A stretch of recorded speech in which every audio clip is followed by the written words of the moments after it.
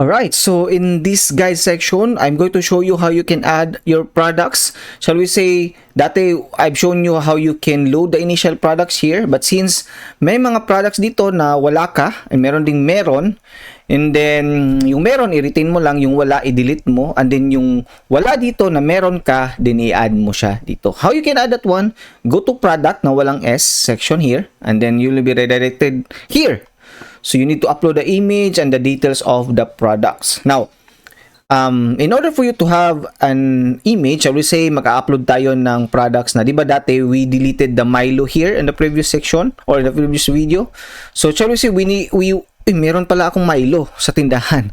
So we're going to add that one. You can go to Google and then get an image there for Milo para maka-upload tayo ng image. You don't necessarily need to take a picture doon sa Milo na products na yun. And then there you have it. You can do this one. Okay, right click mo lang and then save as kung nasa Google Chrome ka.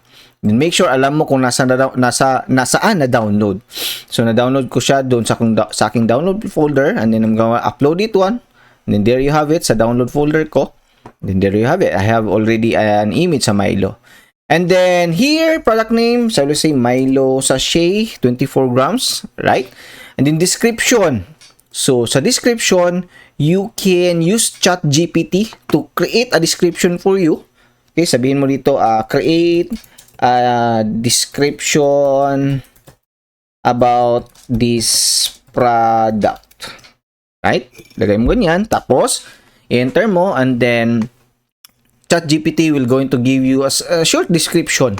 Okay? So, you can copy this first paragraph here. Hindi mo kailangang copy lahat kasi masyadong mahaba. So, copy a little bit kasi hindi mo naman kailangan talaga lagyan ng description. So, for the sake of this one, para maganda yung website mo, yung mga products mo, lagyan na lang natin ng description. So, you can paste that one here, and then supplier price. Here's the thing. So, kung magkano yung kuha mo sa supplier mo, magkano yung presyo doon sa supermarket or any supplier na pinagkukunan mo ng product, din nilagay mo dito. So, let's say, ang kuha mo sa merkado or sa supplier mo sa supermarket is 9.5 pesos. Right? And then, you need to put the markup. How much was your tubo? Okay? So, we say, most likely 15%. And then, automatically, yung final price magkukompute na siya. So, you can retain that one, that computed final price, but then you can also change that one. Yan, pwedeng ganyan.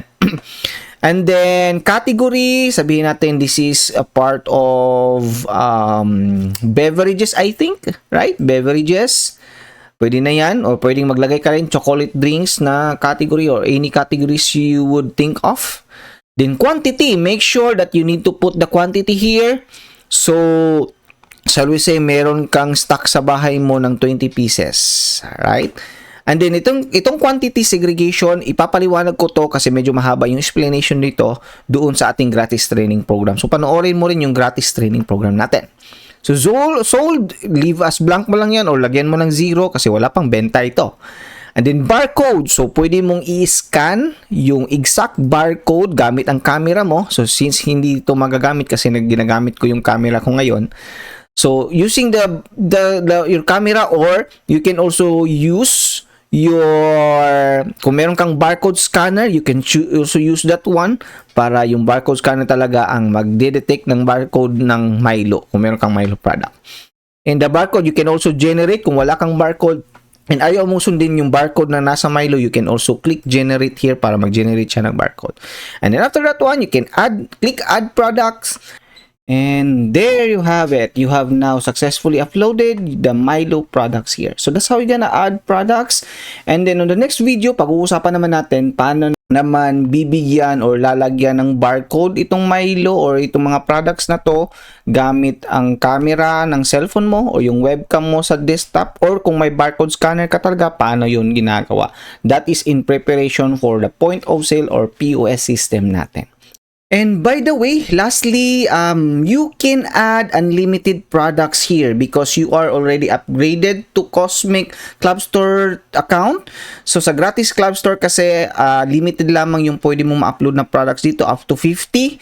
And if you invite others, dadagdagan ng 10 yon. But since you are upgraded to Cosmic Club Store, you don't necessarily need to worry about the limitation. Everything is unlimited here, unlimited products, unlimited categories, unlimited users, and you can fully use all of the features including the POS and the raffle system natin dito sa Cosmic Club Store account. So thank you. Proceed ka na ngayon to the next video. Pag-uusapan naman natin kung paano naman mag-add ng barcode properly dito sa mga products na to.